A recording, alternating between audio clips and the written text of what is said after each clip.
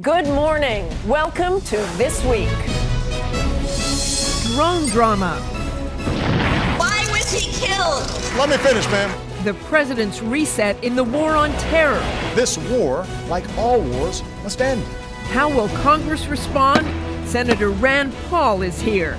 Then, I was just interested in putting it behind me. retired General John Allen speaks out for the first time since being cleared in the Petraeus investigation. Plus, the IRS scandal intensifies.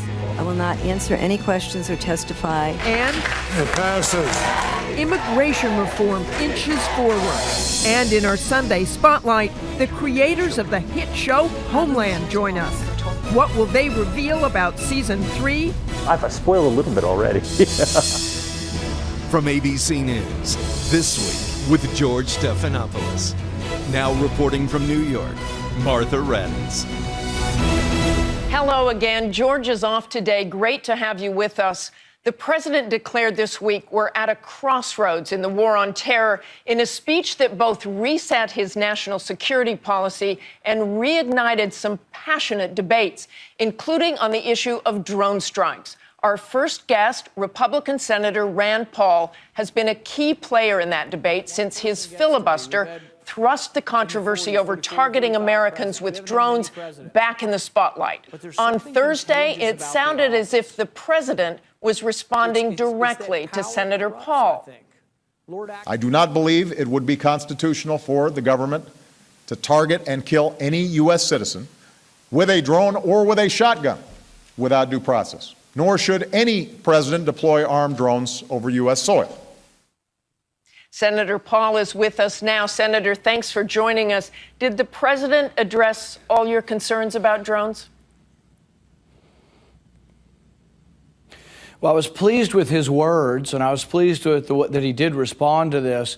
However, there still is a question in my mind of what he thinks due process is.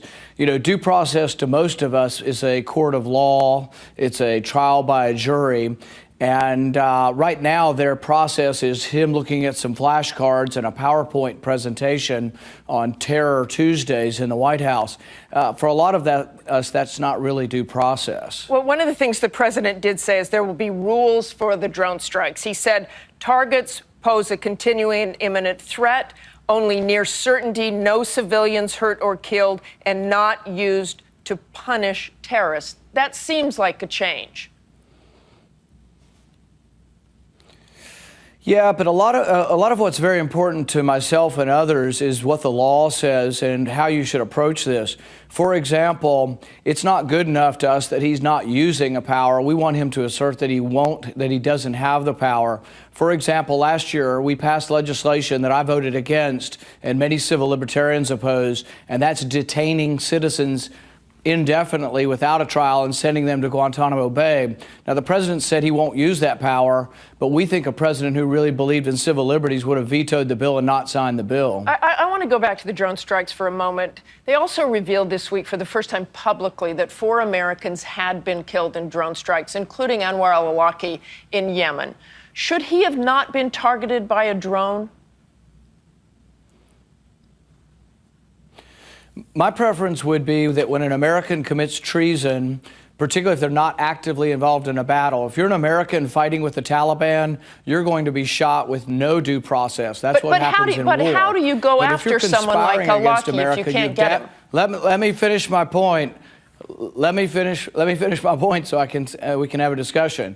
But if you are conspiring to attack America and you are a traitor, I would try you for treason. If you don't come home for the trial, I would try you in absentia. And then the death penalty has been used repeatedly throughout our history for treason. But a judge looks at evidence, and that's something that separates us from the rest of the world, is that we adjudicate things by taking it to an independent body who's not politically motivated or elected. Let's move back to Guantanamo. The president did speak about closing it. No specifics, though. You think it should be closed?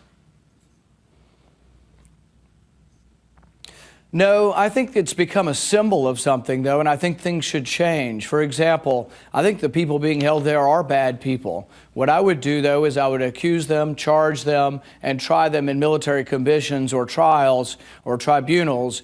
And I think that would go a long way towards showing the world that we're not going to hold them without charge forever. I want to move on to the IRS.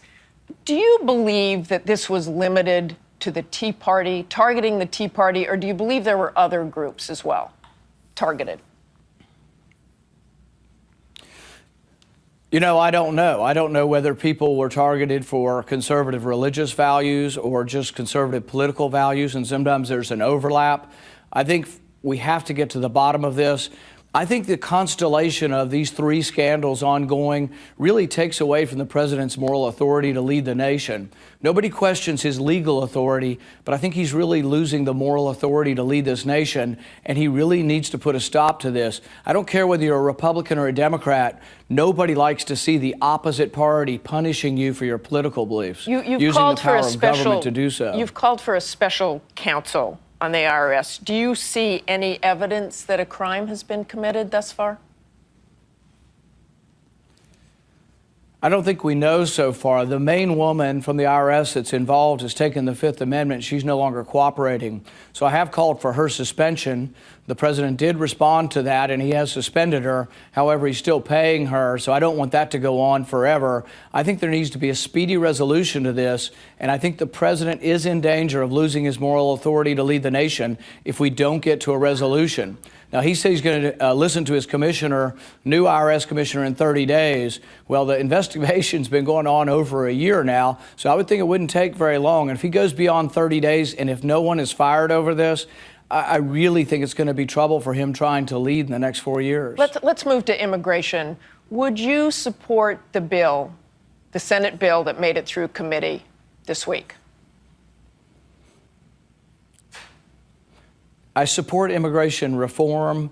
At this time, I think the bill needs to strengthen border security. It also needs to expand work visas. The main problem with illegal immigration is that we don't have enough legal immigration. This bill, because it was negotiated with the unions, actually lowers the numbers for work visas. That's exactly the wrong direction to go. So I will support a bill that fixes it, and I do want to support a bill. I've talked to the authors of it. If they will work with me on my amendment, which is called Trust But Verify, there is a very good chance I can vote for it, but it has to be a better bill. And a pathway to citizenship? I would say no new pathway, and I'm a little concerned that some will interpret it and that may well be a new pathway because they've created a new visa category. My preference would be to change the law that says you can't simultaneously be in the work visa line and in the pathway to come to this country. As long as somebody who has a work visa is treated the same as a new person in Mexico City who wants to get in line tomorrow, I don't have a problem getting in the normal line. I just don't want to create a new line or give a new preference to people who are here undocumented. But I am all in favor of letting undocumented workers become documented workers and finding a place for them. Thank you so much for joining us, Senator Paul.